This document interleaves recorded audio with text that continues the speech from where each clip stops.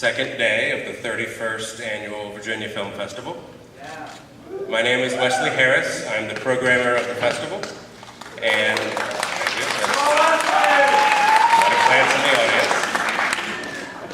I'm excited about tonight's screening for a number of reasons. It checks off a lot of boxes for us. It's one part of our collaboration with the Library of Congress in celebration of their National Film Registry.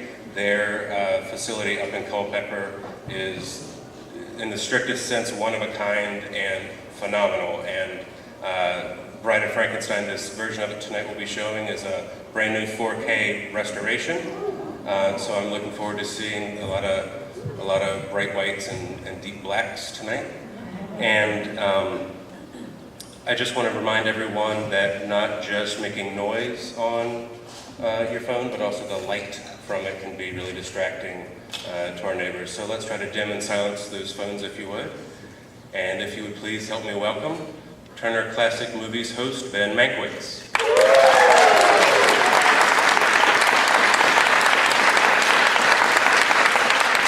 Hey guys, how are you? Thank you, that's very nice.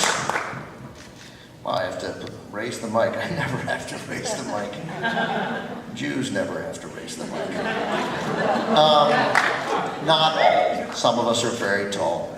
Glad you're here. How many of you have not seen The Bride of Frankenstein? Wow, look at that. Look at that. That's good. I won't really spoil anything, although this movie's not really about being spoiled. I love reading reviews of it. The fact is, though, this was very well received, but I liked this. Variety liked it and wrote, "And now Frankenstein's monster has a bride, and Universal has another moneymaker. While there may be a few things about this film to quibble about, the net total is the same, an imaginative and outstanding film, sure to rake in the shekels." I might have used a different word. Then they went on, William Hurlburt and John L. Balderston, those are the writers, who contrived this follow-up, evidence a lot of ingenuity by making quite plausible the return of the monster. This is for those of you who haven't seen it or the original. In the previous Frankenstein film's finale, the monster was burned in a huge fire. Here it starts off with the same fire scene, except that in a few moments he is revealed to have bored through the earth to a subterranean stream, which saved him from death, and from then on, of course, it's a romp. I like the way people wrote.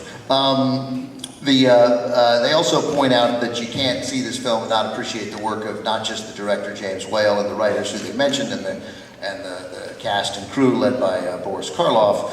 But also the other artists who made this film, the photography, which is beautiful, that's John Mescal and Charles D. Hall, the art director, and the music from Franz Waxman, who Variety referred to in that same review as one of Hitler's gifts to Hollywood.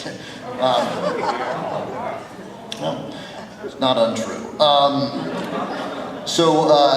I will also tell you that when the monster comes through into the subterranean stream, the first people he encounters, this is relevant, are the parents of the little girl who was thrown into the stream and drowned in the first Frankenstein, unintentionally. The monster thought it's a playful game, but then she drowned, and the significance of that is that scene caused a big problem. It's significant that the first movie was released in 1931, the second one in 1935.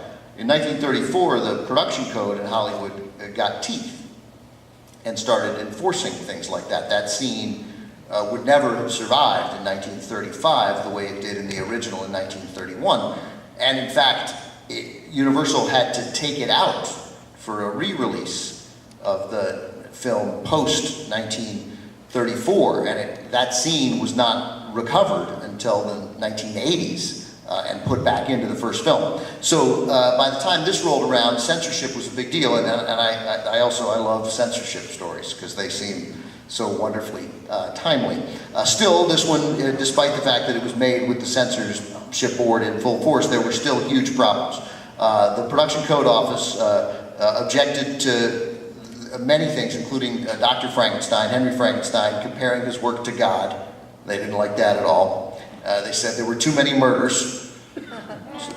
It's called Bride of Frankenstein, but whatever. Too many murders. Also, James Whale, the director, he had to cut a scene where Elsa Lanchester, she has significantly 2 roles in this. She plays the Bride of Frankenstein, and she also plays Mary Shelley in the opening scene, who of course wrote Frankenstein. But they didn't like a scene where Elsa Lanchester, as Mary Shelley, showed too much cleavage, and that had to be removed from the movie.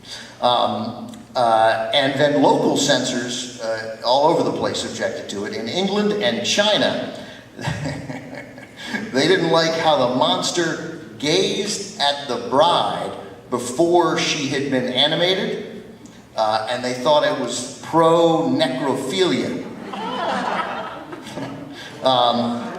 Then there's a great scene, which you'll see in the movie, where Ernest Thesiger is Dr. Pretorius, who's sort of Dr. Frankenstein's mentor, where he uses tweezers to sort of gain control of a teeny little king that he had animated, and now he wanted to make them lifelike. And the Japanese censors objected to that because it, quote, made a fool out of a king. That was their big problem. Sweden had so many objections that Universal withdrew the movie completely, and Trinidad, Hungary, and Palestine objected to it outright. There's a little joke in there that James Whale includes by making that little tweezer king Henry VIII, because Henry VIII had been played the year before, 2 years before, 1933, by Charles Laughton, and had been played brilliantly. And Charles Laughton then won the Best Actor Oscar in 1934 for playing Henry VIII. So they've got this little teeny Henry VIII in the movie, and the Bride of Frankenstein, as I mentioned, is played by Elsa Lanchester, who was Charles Laughton's wife. The other things that I like about this is that all the people who succeeded in making this movie kind of hated it at the time.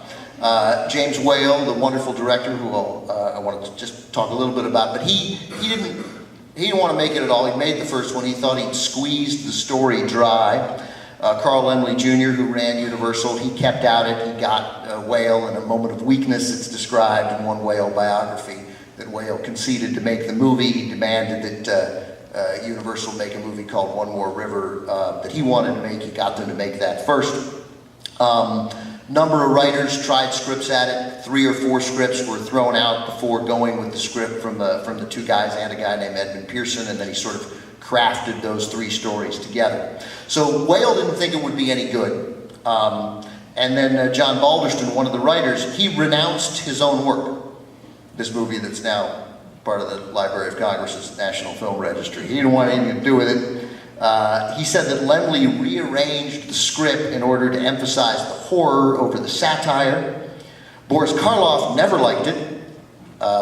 He thought that the monster shouldn't be humanized and that the monster shouldn't speak. He thought it was unrealistic that the monster get drunk, which you'll see in the movie, or that he get dizzy from cigars, which you'll also see. Speech, said Karloff. Stupid. If the monster had any impact or charm, it was because he was inarticulate, this great, lumbering, inarticulate creature. Karloff spent many hours. We should also, of course, mention the makeup artist who did both The Bride and Karloff, Jack Pierce, famous Universal makeup artist. Hours a day, Karloff, he hated playing the monster too. Hours a day in the makeup chair. You'll see him lumbering, that classic monster, Frankenstein's monster walk. He has 10-pound lead weights in each boot. The scene at the beginning where he sort of escapes from all the nonsense happening around him, he apparently dislocated his hip and bruised his ribs. He had weeks of infrared treatment, so not surprised. Plus, he's beaten, he's whipped, he's punched, he's gouged, he's nearly crucified. It's a little understandable why Karloff objected to the role. But 4 years later, he was back in Son of Frankenstein because he needed money. That's how it works. That was a different director, but that has Bela Lugosi in it as Igor, so it's worth seeing. This is not a spoiler, but it's a fun little movie fact. The last scene, Whale, the director, changed at the end. They'd shot the movie, and then he wanted one character who died in the last scene to live. So he went back and shot a new scene showing that character live. It'll be clear to you when you see it. But they did not have money to shoot the big final scene right prior to that. So the character who lives can also be seen dying in the fire in the scene right before he lives. But of course, these guys at the time, man, they're not thinking any, like, 19-year-old jackass is going to pause his Blu-ray player and go, hey, wait a minute, that guy's still alive. Time magazine picked this as one of the 100 best movies ever made, calling it one of the rare sequels that is indisputably superior to its source. It cost about $400,000 to make, $397,000. It made over $2 million. Library of Congress added it to the National Film Registry in 1998. The movie is really almost stolen by this guy, Ernest Thesiger, who plays Dr. Pretorius with the tweezers and the tiny little king. James Whale is how many of you guys know James Whale well? Not many. So James Whale made a number of brilliant movies in addition to Bride of Frankenstein, Invisible Man. Whale in the 20s and 30s and into the 40s, his career really stopped, I think, in 1941. James Whale was gay and was one of the few in Hollywood. He refused to hide it. Now, being out then, there was no flamboyance, but if you knew Whale and you were familiar with him, you knew he was gay. He had a house in Beverly Hills that he shared with his partner, I think, nearly of 25 years, David Lewis. And it may be that as the industry got wiser in the late 1930s, got wise to the fact, not wiser, but wise to the fact that Whale was gay, that may have prematurely ended his career. Most people think that. Whale would never say that himself, but it is probably true. He was a brilliant, brilliant director, and his unwillingness to have a fake girlfriend or a fake wife is a reason that in addition to his talent as an artist, is another reason why we should remember him fondly. I will leave you with one final story about Ernest Thesiger, who played Dr. Pretorius. So there are stories that Claude Rains was offered that role, couldn't do it because he had another movie. Also, maybe that Bela Lugosi was offered the role too, but according to Whale's biography, he was really set on Thesiger. Whale liked people of social standing. He had come from nowhere, and he sort of admired social standing, and Thesiger certainly had that, and he apparently was often invited over to Whale and Lewis's home in Beverly Hills. And Lewis said that Thesiger was one of the most unpleasant people he had ever met in his entire life, and that Thesiger treated him like a servant in his own home, which of course Whale thought was just lovely because Thesiger was the kind of guy who would do that. I think you'll enjoy the movie. It's only 75 minutes long. The original cut was 90, but Whale himself cut it down to 75 minutes. It moves, it's wonderful. You don't need to have seen the original to understand what's going on. It's really a terrific film, a part of the Universal canon of horror movies. Universal there were no horror movies before Universal came out and started doing this. And if you think, the new Halloween is out now. It's not bad. It's nice to see a woman in her 60s leading a cast, Jamie Lee Curtis, so we like that part of it. But without James Whale, without Universal making these movies, there would be no Halloween. I don't know how you feel about that, but it's the truth. So thanks for coming, everybody. Thanks for listening to me, and enjoy Bride of Frankenstein.